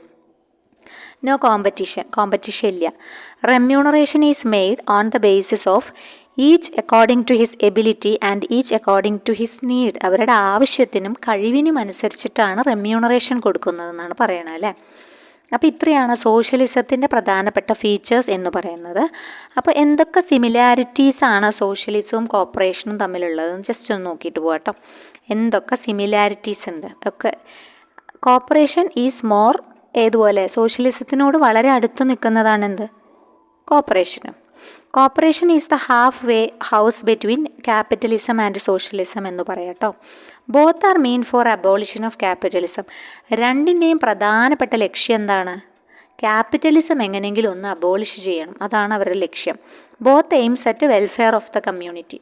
അതും ഒരു പ്രധാനപ്പെട്ട സിമിലാരിറ്റിയാണ്. കമ്മ്യൂണിറ്റിയുടെ വെൽഫെയർ ആണ് രണ്ടു കൂട്ടരും ലക്ഷ്യം വയ്ക്കുന്നത്. Both lay emphasis on distribution of wealth. Distribution of വെൽത്തിനും പ്രാധാന്യം കൊടുക്കുന്നുണ്ട്. അത് കുമിഞ്ഞുകൂടാൻ സമ്മതിക്കുകയോ? ഇല്ല. അക്യുമുലേഷൻ ഓഫ് വെൽത്ത് ഉണ്ടോ? ഇല്ല. The aims of both are rendering of service rather than earn profit. Profit earn ചെയ്യുന്നതിനേക്കാൾ സർവീസ് റെൻഡർ ചെയ്യുന്നതിനാണ് ഇവർ മുഖ്യം കൊടുക്കുന്നത് അല്ലേ. അപ്പോൾ അതും ഒരു പ്രധാനപ്പെട്ട സിമിലാരിറ്റിയാണ്. Corporation and socialism are democratic in nature. അവരുടെ ഒരു ക്യാരക്ടർ നോക്കുകയാണെങ്കിൽ അവർ ഡെമോക്രാറ്റിക് ആണ് എന്നാണ് പറയുന്നത്. ഓക്കെ. അപ്പോൾ അത്രയും നമ്മൾ ഈ ഒരു കോർപ്പറേഷനും സോഷ്യലിസവും തമ്മിലുള്ള എന്താ നോക്കിയത്? നമ്മൾ സിമിലാരിറ്റീസാണ് നോക്കിയത് കേട്ടോ. ഓക്കെ. അപ്പോൾ കുറച്ചൊരു ഡിഫറൻസ് ഉണ്ടല്ലോ. സോഷ്യലിസം കോർപ്പറേഷനും തമ്മിൽ ഡിഫറൻസ് എന്തെല്ലാമാണെന്ന് നോക്കാം. സോഷ്യലിസത്തിൽ ഗവൺമെൻറ്റാണ് സിസ്റ്റത്തിനെയൊക്കെ എക്സ്പ്ലോയിറ്റേഷൻ തടയാൻ വേണ്ടിയിട്ട് റെഗുലേറ്റ് ചെയ്യുന്നത്. എന്താണ്? ഗവൺമെൻറ്റാണ് അല്ലേ. പക്ഷെ കോർപ്പറേഷനിൽ ഇത് ഒരു സിസ്റ്റമുണ്ട്. ഒരു കോർപ്പറേഷൻ എന്ന് പറഞ്ഞ സിസ്റ്റമാണ് അവിടെ വർക്ക് ചെയ്യുന്നത്. അതിൽ മെമ്പേഴ്സാണ് അവിടെ പ്രാധാന്യമുള്ളത്. Political remedy to avoid economic evils. ഇവിടെ എക്കണോമിക് റെമഡിയാണുള്ളത്. ഇവിടെ പൊളിറ്റിക്കൽ ആയിട്ടുള്ള ഒരു സംഭവം കോർപ്പറേഷൻ ഇല്ല. പക്ഷേ സോഷ്യലിസത്തിൽ പൊളിറ്റിക്കൽ റെമഡീസ് യൂസ് ചെയ്യുന്നുണ്ട്. ഓക്കെ. പിന്നെ സോഷ്യലിസത്തിൽ ഗവൺമെൻറ് കൺട്രോളും ഓണർഷിപ്പും ഉണ്ട്. കോർപ്പറേഷനിൽ അങ്ങനെയില്ല. ഇൻഡിപെൻഡൻസ് ഉണ്ട്, ഓട്ടോണമി ഉണ്ട്. ഓട്ടോണമി ആൻഡ് ഇൻഡിപെൻഡൻസിൽ ഊന്നിയാണ് അവർ വർക്ക് ചെയ്യുന്നത്. ഓക്കെ. പിന്നെ വെൽഫെയർ ഓഫ് മെമ്പേഴ്സ് മറ്റത് പീപ്പിളിൻ്റെയാണ്. കാരണം മൊത്തം ജനങ്ങളുടെ വെൽഫെയർ നോക്കിയിട്ടാണ് ആര് വർക്ക് ചെയ്യുന്നത്? സോഷ്യലിസം വർക്ക് ചെയ്യുന്നത്. പക്ഷേ കോർപ്പറേഷൻ മൊത്തം ജനങ്ങളാണോ? അല്ല. അവരവരുടെ മെമ്പേഴ്സിനാണ് പ്രാധാന്യം കൊടുക്കുന്നത് അല്ലേ. നോൺ മെമ്പേഴ്സിന് പ്രാധാന്യം ഉണ്ടോ? ഇല്ല. അവരവരുടെ മെമ്പേഴ്സിൻ്റെ ഉന്നമനത്തിന് വേണ്ടി ആരെല്ലാം മെമ്പേഴ്സ് ആകുന്നുവോ അവരുടെ ഉന്നമനത്തിനും അവരുടെ ആവശ്യങ്ങൾക്കും വേണ്ടിയിട്ടാണ് കോർപ്പറേറ്റീവ് ഓർഗനൈസേഷൻസ് വർക്ക് ചെയ്യുന്നത്. അവർക്ക് എല്ലാവരെയും പ്രൊട്ടക്റ്റ് ചെയ്തുകൊള്ളണം അല്ലെങ്കിൽ എല്ലാവരുടെയും ഇഷ്ടത്തിന് വർക്ക് ചെയ്യണം എന്നുള്ള ഒരു കൺസെപ്റ്റ് ഇല്ല. പിന്നെ സ്റ്റേറ്റിനാണ് ഇവിടെ ഡൊമിനേഷൻ കൂടുതലുള്ളത്. അവിടെ എപ്പോഴും എവിടേക്ക് തന്നെയാണ് മെമ്പേഴ്സ് അല്ലെങ്കിൽ ഒരു ചെറിയ രീതിയിൽ മാത്രമേ സ്റ്റേറ്റിന് കൺട്രോളുള്ളൂ. മുഴുവനായിട്ട് സ്റ്റേറ്റിന് കൺട്രോൾ ഇല്ല. അപ്പോൾ ഇതൊക്കെ ഒരു പ്രധാനപ്പെട്ട സോഷ്യലിസവും കോർപ്പറേഷനും തമ്മിലുള്ള ഡിഫറൻസ് ആണെന്ന് നമ്മൾ ഒന്ന് ഓർത്ത് വയ്ക്കുക കേട്ടോ. ഓക്കെ. അപ്പോൾ ഒന്ന് ഓർത്ത് വെച്ചിട്ട് മനസ്സിലാക്കി വയ്ക്കാം. ഇനി അടുത്തത് പറയുകയാണെങ്കിൽ കമ്മ്യൂണിസമാണ്. അടുത്ത ടൈപ്പ് കമ്മ്യൂണിസമാണ്. കമ്മ്യൂണിസം വേഴ്സസ് കോർപ്പറേഷൻ എന്തൊക്കെയാണ്? കമ്മ്യൂണിസം വേഴ്സസ് കോർപ്പറേഷൻ എന്തൊക്കെയാണ് പറയുന്നത് എന്നാണ് നോക്കുന്നത്. അപ്പോൾ കമ്മ്യൂണിസം എന്ന് വെച്ചാൽ കമ്മ്യൂണിസം എന്താണെന്ന് വെച്ച് കഴിഞ്ഞാൽ ഇതൊരു philosophical, social, political and economic ഐഡിയോളജിയാണ്. ഓക്കെ. അതാണ് ഒരു ഐഡിയോളജിയാണ് കമ്മ്യൂണിസം എന്ന് വെച്ചാൽ. കമ്മ്യൂണിസത്തിന് പ്രധാനമായിട്ട് നമ്മൾ പറയുന്നതും കാറൽ മാർക്സ് പ്രധാനപ്പെട്ട ആൾ തന്നെയാണ്. ദാസ് ക്യാപിറ്റൽ എന്ന ബുക്കിൽ കമ്മ്യൂണിസ്റ്റ് മാനിഫെസ്റ്റോ 1848 കാൾ മാർക്സും ഫെഡറിക് ഏംഗൽസും തമ്മിൽ എഴുതിയ ബുക്കാണ് എന്ത്, കമ്മ്യൂണിസ്റ്റ് മാനിഫെസ്റ്റോ. പബ്ലിഷ് ചെയ്തത് 1848 വർഷം ചോദിക്കാറുണ്ട് കേട്ടോ. കമ്മ്യൂണിസ്റ്റ് മാനിഫെസ്റ്റോ പബ്ലിഷ് ചെയ്ത വർഷം പണ്ട് ചോദിച്ചായിരുന്നു. എന്തായാലും ഓർത്തു വയ്ക്കുക 1848 ആരാണ് എഴുതിയത്, കാൾ മാർക്സും ഫെഡറിക് ഏംഗൽസും ആണെന്നും. പിന്നെ അത് നമ്മൾ നേരത്തെ കോട്ട് നമ്മൾ പറഞ്ഞാണ്, society can be reformed only by the destruction of private property എന്നത് കാറൽ മാർക്സിൻ്റെ വളരെ വിശേഷപ്പെട്ട ഒരു കോട്ടാണ്, അത് ഓർത്തു വയ്ക്കുക. Communism is an extreme form of socialism. സോഷ്യലിസത്തിൻ്റെ ഒരു എക്സ്ട്രീം ഫോമാണ് കമ്മ്യൂണിസം എന്ന് പറഞ്ഞു കഴിഞ്ഞാൽ എന്ന് ഓർത്തു വയ്ക്കാം. അപ്പോൾ കമ്മ്യൂണിസവും കോപ്പറേഷനും തമ്മിലുള്ള പ്രധാനപ്പെട്ട ഡിഫറൻസ് എന്തൊക്കെയാണെന്ന് നോക്കാം. അച്ചീവ് എയിം ബൈ ഈ കമ്മ്യൂണിസത്തിൽ പറയണത് വെറുതെ ചോദിച്ചാലൊന്നും കിട്ടില്ല. റെവല്യൂഷൻ ഉണ്ടാക്കിയിട്ട് കാര്യങ്ങൾ നടത്തിയെടുത്താൽ മാത്രമേ എന്തുള്ളൂ, അവിടെ കുറച്ചൊക്കെ അക്രമങ്ങളും അല്ലെങ്കിൽ കുറച്ചൊക്കെ അധികാരം പിടിച്ചെടുക്കാനുള്ള ഒരു മനോഭാവം കാണിക്കണം. അല്ലാതെ നമ്മൾ സാധുക്കളായിട്ട് ചോദിച്ചു കഴിഞ്ഞാൽ കാര്യങ്ങളൊന്നും നടന്നുകൊള്ളണമെന്നില്ല. സോഷ്യലിസത്തിൻ്റെ കാര്യത്തിൽ സോഷ്യലിസത്തിൻ്റെ പോലെ സ്റ്റേറ്റ് ആണല്ലോ സുപ്രീം അതോറിറ്റി. അപ്പോൾ അതാണ് റെവല്യൂഷണറി മീൻസിൽ എയിംസ് അച്ചീവ് ചെയ്യണം എന്നാണ് കമ്മ്യൂണിസം അല്ലെങ്കിൽ കമ്മ്യൂണിസ്റ്റ് ഒരു ആശയം പിന്തുടരുന്നവർ അവരുടെ ഒരു വ്യൂ എന്ന് പറഞ്ഞാൽ കേട്ടോ. It may achieve quick result കിട്ടും എന്നാണ് പറയുന്നത്. It is more ideological than practical system. അതായത് പ്രാക്ടിക്കൽ സിസ്റ്റത്തിനേക്കാൾ കൂടുതൽ ഐഡിയോളജിയാണ്. മോർ ഐഡിയോളജി ദാൻ പ്രാക്ടിക്കബിൾ സിസ്റ്റത്തിനേക്കാൾ കൂടുതൽ ഐഡിയോളജിയാണെന്നാണ് കമ്മ്യൂണിസം പറയുന്നത് കേട്ടോ. അതുപോലെ കോപ്പറേഷൻ അപ്പോൾ നോക്കുമ്പോൾ എന്താണ്, അവിടെ റീഫോർമേഷൻ വളരെ ഗ്രാജുവൽ പ്രോസസ് ചേഞ്ചിലൂടെ മാത്രമേ നടക്കുള്ളൂ അല്ലേ. റെവല്യൂഷണറി മീൻസിലാണ് അവിടെ കോപ്പറേഷനിൽ കാര്യങ്ങൾ സാധിക്കുന്നത് അല്ല. അവിടെ ഒരു എവല്യൂഷൻ ഉണ്ട്. ഇന്ന കാര്യങ്ങൾ പിന്തുടർന്ന് വന്നാൽ ഈ സംഘം അല്ലെങ്കിൽ ഈ ഒരു സ്ഥാപനത്തിന് ചെയ്യേണ്ടതായ കാര്യങ്ങളുണ്ട്, അതിലൂടെ മാത്രം കടന്നു വരാൻ പറ്റുള്ളൂ. പിന്നെ കോപ്പറേഷൻ ഒരു ലിബറൽ മൂവ്മെൻ്റ് ആണ് അല്ലേ. അത് പ്രാക്ടിക്കൽ തന്നെയാണ്, കാരണം ഇപ്പോൾ നടപ്പിലാക്കുന്ന സിസ്റ്റമാണല്ലോ. അപ്പോൾ അതുകൊണ്ട് തന്നെ അത് പ്രാക്ടിക്കലാണല്ലോ. അപ്പോൾ അതിനെക്കുറിച്ച് നമുക്ക് തർക്കമില്ല. പിന്നെ നമ്മൾ പ്രധാനപ്പെട്ട പറയുകയാണെങ്കിൽ മിക്സഡ് എക്കണോമിനെ കുറിച്ചാണ് പറയുന്നത് കേട്ടോ. മിക്സഡ് എക്കണോമിനെ കുറിച്ച് പറയുന്നുണ്ട്, രണ്ടും കൂടിയത് കേട്ടോ. പിന്നെ കമ്മ്യൂണിസവുമായി ബന്ധപ്പെട്ടിട്ട് നമ്മൾ ഇവിടെ കുറച്ചൊരു ഡിഫറൻസ് പറയുന്നുണ്ട്. മാർക്സിയൻ ഫിലോസഫിയാണ് എന്ത്, കമ്മ്യൂണിസം എന്ന് പറഞ്ഞു കഴിഞ്ഞാൽ. മറ്റേത് ഹ്യൂമൻ ഐഡിയോളജിയാണ്. ഇവിടെ കമ്മ്യൂണിസം പറയുന്നത് ബേസ്ഡ് ഓൺ റെവല്യൂഷനാണ്, അവിടെ ബേസ്ഡ് ഓൺ ഇവല്യൂഷനാണ്. പിന്നെ ഇവിടെ ഫോഴ്സ്ഫുള്ളി ഇംപ്ലിമെൻറ്റഡ് ആണ് കമ്മ്യൂണിസം, അവിടെ വോളണ്ടറി മൂവ്മെൻ്റ് ആണല്ലോ കോപ്പറേഷൻ എന്ന് പറഞ്ഞാൽ. ആരെങ്കിലും നമ്മളെ നിർബന്ധിക്കുന്നുണ്ടോ? ഇല്ല. മറ്റൊരു നിർബന്ധിതമായത് ചെയ്യണം എന്ന് പറഞ്ഞിട്ടുള്ളതാണ് ആ ഒരു സിസ്റ്റം പറയുന്നത്. Aims at welfare of people, ഇവിടെ മെമ്പേഴ്സിൻ്റെ വെൽഫെയറിനാണ് പ്രാധാന്യം കൊടുക്കുന്നതെന്ന് പറഞ്ഞു. അപ്പോൾ ഇത്രയാണ് കമ്മ്യൂണിസവും കോപ്പറേഷനും തമ്മിലുള്ള ഒരു പ്രധാനപ്പെട്ട വ്യത്യാസം എന്ന് പറഞ്ഞു കഴിഞ്ഞാൽ. ഓക്കെ, അപ്പോൾ കമ്മ്യൂണിസവുമായി ബന്ധപ്പെട്ടിട്ട് ഓർത്തിരിക്കേണ്ടത് നമ്മുടെ കമ്മ്യൂണിസ്റ്റ് മാനിഫെസ്റ്റോ 1848, കാൾ മാർക്സും ഫെഡറിക് ഏംഗൽസും, പിന്നെ ആ കൊട്ടേഷൻ ഓർത്തിരിക്കണം കേട്ടോ. പിന്നെ കമ്മ്യൂണിസം എന്താണ്, അതിൻ്റെ ഫീച്ചേഴ്സ്, ഈ ഒരു കാര്യമൊക്കെ ഒന്ന് ഓർത്തിരിക്കുക. പിന്നെ നമുക്ക് മിക്സഡ് എക്കണോമി എന്താണെന്നും കൂടി നോക്കിയിട്ട് പോവാം. മിക്സഡ് എക്കണോമി എന്ന് വെച്ച് കഴിഞ്ഞാൽ means of production owned and controlled by both, അതായത് നമ്മുടെ പ്രൈവറ്റും പബ്ലിക്കും ഉണ്ട്. നമുക്ക് പ്രൈവറ്റും പബ്ലിക്കും ഉണ്ട് അല്ലേ. അദാനി അംബാനി പോലെ വൻകിട ആൾക്കാരും ഉണ്ട്. പബ്ലിക് സെക്ടറിൽ നമ്മളെ ഗവൺമെൻറ് സെക്ടറും ഒരുപോലെ തന്നെയുണ്ട്. അപ്പോൾ അതാണ് പറയണത്. ഓണർഷിപ്പ് എങ്ങനെയാണ്, ക്യാപിറ്റലിസത്തിൽ പ്രൈവറ്റാണ്, സോഷ്യലിസത്തിൽ സ്റ്റേറ്റ് ഓർ ഗവൺമെൻറ് ആണ്, കമ്മ്യൂണിസത്തിൽ കോമൺ പ്രോപ്പർട്ടിയാണ്, കോർപ്പറേഷനിൽ മെമ്പേഴ്സിനാണ് ഓണർഷിപ്പ്. പിന്നെ ഇമ്പോർട്ടൻസ് ക്യാപിറ്റലിനാണ് ഇമ്പോർട്ടൻസ് കൊടുക്കുന്നത്, ഇവിടെ സ്റ്റേറ്റ് ഗവൺമെൻറ്റിനാണ്. കമ്മ്യൂണിറ്റി ഓർ ലേബറിനാണ് കമ്മ്യൂണിസത്തിൽ, മെമ്പേഴ്സിനാണ് കോർപ്പറേഷനിൽ. മോട്ടീവ് പ്രോഫിറ്റാണ്, ഇവിടെ ഈക്വാളിറ്റിയാണ്. റെവല്യൂഷനാണ് കമ്മ്യൂണിസത്തിൽ മോട്ടീവ്, ഇവിടെ സർവീസ് ഓറിയൻറ്റഡ് ആണ് കോപ്പറേറ്റീവ് ഇൻസ്റ്റിറ്റ്യൂഷൻസ്. പ്രോഫിറ്റ് ഡിസ്ട്രിബ്യൂഷൻ്റെ കാര്യം പറയുകയാണെങ്കിൽ പ്രൈവറ്റ് ഓണേഴ്സാണ്, ഇവിടെ ഈക്വലി ടു ഓൾ പീപ്പിളാണ്. സ്റ്റേറ്റിൻ്റെ കാര്യത്തിലാണെങ്കിൽ, സോഷ്യലിസത്തിൻ്റെ കാര്യത്തിലാണെങ്കിൽ ഇവിടെ needs and ability of people നോക്കിയിട്ടാണ്. മെമ്പേഴ്സിനാണ് ഇവിടെ പ്രോഫിറ്റ് ഡിസ്ട്രിബ്യൂഷൻ മെമ്പേഴ്സിൻ്റെ അനുസരിച്ചിട്ടാണ് കൊടുക്കുക എന്ന് പറഞ്ഞു. അപ്പോൾ ഈ ഒരു ഭാഗത്ത് നമുക്കിനി കോപ്പറേറ്റീവ് കോമൺവെൽത്ത് എന്ന് പറഞ്ഞിട്ട് സംഭവം ഉണ്ടായിരുന്നു. അപ്പോൾ ആ ഭാഗവും കൂടി നമുക്കൊന്ന് ഡിസ്ക്രൈബ് ചെയ്തു പോകാം കേട്ടോ. ഈ ഒരു ഭാഗവുമായി ബന്ധപ്പെട്ടുള്ളതാണ് കോപ്പറേറ്റീവ് കോമൺവെൽത്ത് എന്ന് പറഞ്ഞിട്ട് നമുക്ക് ഗാഡ്ഗിലിൻ്റെ ഒക്കെ വരാറുണ്ട്. അപ്പോൾ ആ ഭാഗവും കൂടി നമുക്കൊന്ന് നോക്കിയിട്ട് പോവാം. അപ്പോൾ ക്യാപിറ്റലിസവും സോഷ്യലിസവും പിന്നെ കമ്മ്യൂണിസവും അതെല്ലാം ഓർത്തിരിക്കുക, അതിൻ്റെ പ്രധാനപ്പെട്ട കാര്യങ്ങൾ ഓർത്തിരിക്കുക.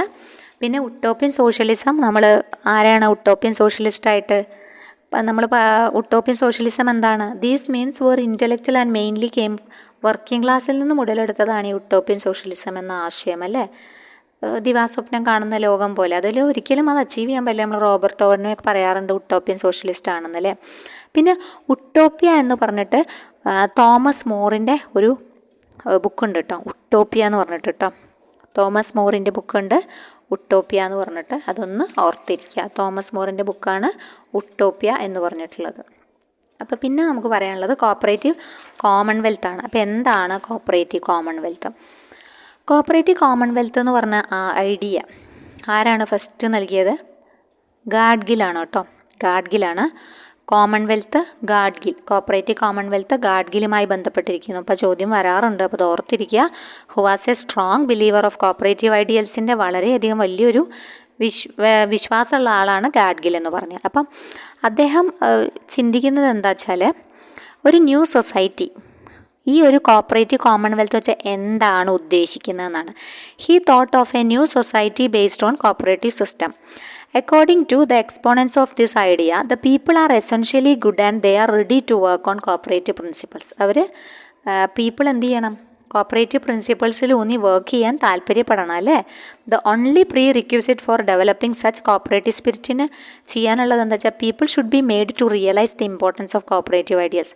ഈ കോപ്പറേറ്റീവ് ഐഡിയൽസ് എന്ന ഒരു ആശയം ജനങ്ങളിലേക്ക് എത്തിക്കണം, അവരതിൻ്റെ ഇമ്പോർട്ടൻസ് മനസ്സിലാക്കണം. എങ്കിൽ മാത്രമേ അതെന്ത് ചെയ്യുള്ളൂ, അത് വളരുള്ളൂ. അപ്പോൾ അത് അങ്ങനെ ആക്കണം, അത് സ്റ്റേറ്റിൻ്റെ തന്നെ കടമയാണ്. The cardinal principle of a cooperative commonwealth is each individual must have some place in the society. ഓരോ ഇൻഡിവിജ്വൽസിനും ഈ സൊസൈറ്റിയിൽ ഒരു സ്പേസ് ഉണ്ട്.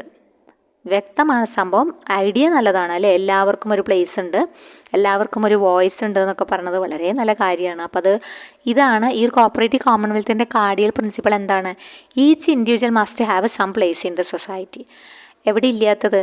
ക്യാപിറ്റലിസത്തിലോ കമ്മ്യൂണിസത്തിലോ കൊടുക്കാത്ത രീതിയിലുള്ള ഒരു സ്പേസ് അല്ലെങ്കിൽ ഒരു പ്ലേസ് അല്ലെങ്കിൽ ഒരു വോയിസ് എവിടെ കൊടുക്കേണ്ടത്? കോപ്പറേറ്റീവ് കോമൺവെൽത്ത് എന്ന് പറഞ്ഞ ആശയത്തിൽ കോപ്പറേഷൻ നൽകുന്നുണ്ടെന്നാണ് പറയുന്നത്. കോപ്പറേഷൻ നൽകുന്നുണ്ട്, മെമ്പേഴ്സിനുള്ള പ്രാധാന്യം. അപ്പോൾ എല്ലാവർക്കും മെമ്പേഴ്സ് ആവാൻ കഴിഞ്ഞാൽ എല്ലാവർക്കും അതിനനുസരിച്ചിട്ടുള്ള സൊസൈറ്റിയിൽ ഒരു പ്ലേസ് ഉണ്ടെന്നാണ് പറയുന്നത്. കമ്മ്യൂണിസത്തിൽ സ്റ്റേറ്റിനാണ് പ്രാധാന്യം അല്ലേ. ക്യാപിറ്റലിസ്റ്റിലാണെങ്കിൽ അവിടെ ആ ക്യാപിറ്റലിസ്റ്റിക് ഇൻഡിവിജ്വൽസിനാണ് പ്രാധാന്യം. അപ്പോൾ അതുകൊണ്ട് തന്നെ അവിടെ ഈ ഒരു ആശയം നടപ്പിലാകുന്നില്ലെന്നാണ് പറയുന്നത് കേട്ടോ. അപ്പോൾ ഈ cooperative commonwealth could be brought into existence in different stages. വ്യത്യസ്ത സ്റ്റേജസിൽ കൂടിയാണ് ഇത് കൊണ്ടുവരാൻ പറ്റുള്ളൂ. Cooperative must be strengthened by themselves. When the movement is strengthened it will control farms and factories. അതായത് കോപ്പറേറ്റീവ്സിനെ സ്ട്രെങ്തൻ ചെയ്യണം, അപ്പം മാത്രമേ ആ മൂവ്മെൻറ്റും സ്ട്രെങ്തൻ ചെയ്യുള്ളൂ. അങ്ങനെ ഫാംസും ഫാക്ടറീസും ഒക്കെ കൺട്രോൾ ചെയ്തിട്ട് വ്യത്യസ്ത ആക്ടിവിറ്റീസും പ്രൊഡക്ഷനും സർവീസിലേക്കും ഒക്കെ കൊണ്ടുവരണം. അപ്പോൾ മാത്രമാണ് അത് ഒരു കറക്റ്റായിട്ടുള്ള രീതിയിലാവുള്ളൂ. പിന്നെ പ്രധാനപ്പെട്ട ഒരു പോയിൻ്റ് പറയുന്നത് ഈ ഒരു സൊസൈറ്റിയിൽ, അതായത് ഏത് സൊസൈറ്റിയിൽ, ഈ ഒരു കോപ്പറേറ്റീവ് കോമൺവെൽത്ത് ഓറിയൻറ്റഡ് സൊസൈറ്റിയിൽ there will be any scope for എക്സ്പ്ലോയിറ്റേഷനും ഒരു സാധ്യത പോലുമില്ല. Of any kind of exploitation of a men by man or exploitation of men by society or exploitation of society by individual. അങ്ങനത്തെ ഒരു society, ഒരു exploitation ഇടമില്ലാത്തൊരു സൊസൈറ്റിയാണ് എന്ത്? Cooperative commonwealth എന്ന് പറയുന്നത്. The idea and the underlying principles of a cooperative commonwealth are wholesome and ideal എന്നാണ് പറയുന്നത് കേട്ടോ. അപ്പോൾ ഇത് പ്രധാനപ്പെട്ട ഒരു ആശയമാണ് കോപ്പറേറ്റീവ് കോമൺവെൽത്ത്. ചോദിച്ച് കാണാറുള്ള ചോദ്യം ഗാഡ്ഗിലുമായി ബന്ധപ്പെട്ട കേട്ടോ. കോപ്പറേറ്റീവ് കോമൺവെൽത്തുമായി ബന്ധപ്പെട്ടത് താഴെ കൊടുത്തിരിക്കുന്നതിൽ ആരാണ്, അല്ലെങ്കിൽ കോപ്പറേറ്റീവ് കോമൺവെൽത്തിൻ്റെ ഫൗണ്ടർ ആരാണ്, അല്ലെങ്കിൽ അതിൻ്റെ അതുമായി ബന്ധപ്പെട്ടിട്ടുള്ള ആളെയാണ് കൂടുതലായിട്ട് ചോദിക്കാറുള്ളത്. അപ്പോൾ ഗാഡ്ഗിലിനെ ഓർത്ത് വയ്ക്കുക. പിന്നെ കോപ്പറേറ്റീവ് കോമൺവെൽത്ത് എന്ന് പറഞ്ഞാൽ ആ ഒരു തീം എന്താണെന്ന് ആലോചിക്കുക. അത് എന്താണ് ഉദ്ദേശിക്കുന്നത്? അപ്പോൾ നമ്മൾ പറഞ്ഞു ഒരു കാർഡിനൽ പ്രിൻസിപ്പിൾ എന്താണ് കോപ്പറേറ്റീവ് കോമൺവെൽത്തിന്? Each individual must have some place in the society. എവിടെ ക്യാപിറ്റലിസത്തിനോ കമ്മ്യൂണിസത്തിനോ നൽകാത്ത ഒരു സ്ഥാനം സൊസൈറ്റിയിൽ ഓരോ ഇൻഡിവിജ്വൽസിലും കൊടുക്കുന്നതാണ് കോപ്പറേറ്റീവ് കോമൺവെൽത്ത് എന്ന് പറഞ്ഞ സംഭവം. പിന്നെ ഈ കോപ്പറേറ്റീവ് കോമൺവെൽത്ത് കോപ്പറേഷൻ എന്ന് പറഞ്ഞ സബ്ജക്റ്റ് ഫെമിലിയർ ആവണമെങ്കിൽ എന്ത് ചെയ്യണം? അത് ജനങ്ങളിലേക്ക് എത്തിക്കണം. അവർക്ക് അതിൻ്റെ എസെൻഷ്യൽ മനസ്സിലാവണം എന്നാണ് പറയുന്നത്. അപ്പോൾ അവർ റിയലൈസ് ചെയ്യണം ഇതിൻ്റെ ബെനിഫിറ്റ്സ് എന്തൊക്കെയാണെന്ന്. അപ്പോൾ അത് പിന്നെ ഇവിടെ എക്സ്പ്ലോയിറ്റേഷൻ ഉണ്ടോ, അതും പ്രധാനപ്പെട്ട. കോപ്പറേറ്റീവ് കോമൺവെൽത്ത് വ്യത്യസ്തമായ സ്റ്റേജസിലൂടെ കടന്നു പോകുന്നു. ഇത് ഈ സ്ട്രെങ്തൻ ചെയ്യണം, എങ്കിൽ മാത്രമേ അത് ജനങ്ങളിലേക്ക് എത്തുള്ളൂ.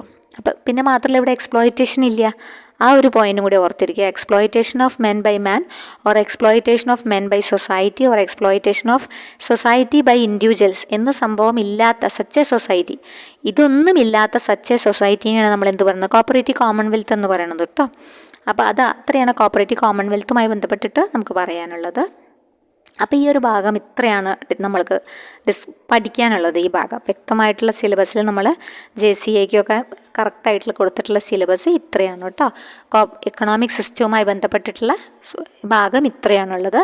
അപ്പോൾ നമ്മുടെ കൂടുതൽ ക്ലാസ്സുകൾക്കായിട്ട് നമ്മുടെ ചാനൽ സബ്സ്ക്രൈബ് ചെയ്യുക, തുറന്ന് നമ്മുടെ ക്ലാസ്സുകളൊക്കെ വാച്ച് ചെയ്യുക. കാണാത്ത, അതായത് സബ്സ്ക്രൈബ് ചെയ്യാത്ത കൂട്ടുകാർ ആരെങ്കിലും ഉണ്ടെങ്കിൽ ഒന്ന് സബ്സ്ക്രൈബ് ചെയ്ത് സപ്പോർട്ട് ചെയ്യുക. നിങ്ങൾ ലൈക്ക് ചെയ്യണമെങ്കിൽ നിങ്ങൾക്ക് വീഡിയോ ഇഷ്ടപ്പെട്ടാൽ ഒന്ന് ലൈക്ക് ചെയ്യുക. പിന്നെ കൂട്ടുകാർക്ക് ആർക്കെങ്കിലും ഉപകാരപ്പെട്ടാൽ ഒന്ന് ഷെയർ ചെയ്യുമല്ലോ അല്ലേ. ഓക്കെ, അപ്പോൾ നമുക്ക് അടുത്ത വീഡിയോ ആയിട്ട് കാണാം. Thank you.